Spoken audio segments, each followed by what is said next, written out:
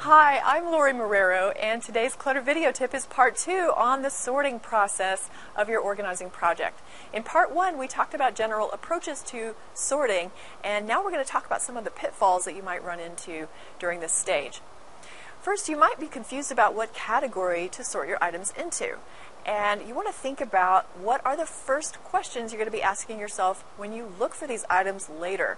The answer to those questions is going to dictate whether you sort things by function, by type or color, by priority or date, or by the owner of the item.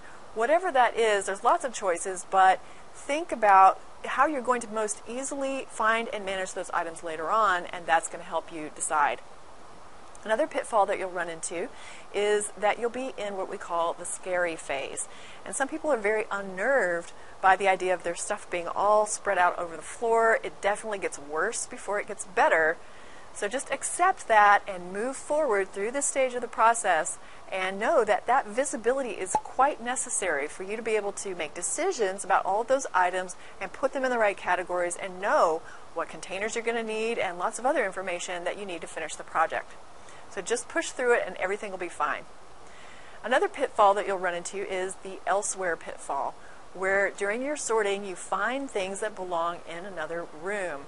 So don't get distracted by taking those things into the other room right now. You want to use something like we recommend a paper sack most of the time.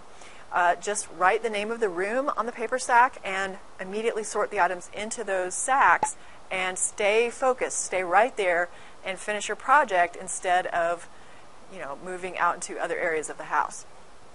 Another pitfall that you'll run into is the memory lane pitfall. So you're going to run into a lot of old objects that you haven't seen in a while, and it can be a lot of fun to reminisce. But if you're sitting in an armchair with a box of old letters or old photos, you're going to be wasting a lot of time that you could be using to finish your project. So you want to stay at a high level and get a lot of the sorting done and get things really cleared out and finished, and then you can have fun taking those boxes of photos later as a reward and sitting down with them.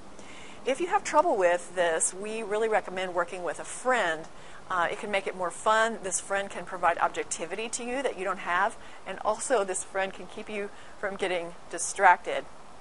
We talk a lot about having a motivation partner or accountability partner, and we often serve this role for our members in our member message board area. You can find out more about our program, where we have a team of organizing experts available 7 days a week for a very affordable price, about the price of a pizza, in fact. You can see more about this at clutterdiet.com/learn-more. See you next time, and may you always be happy and grateful for having more than enough.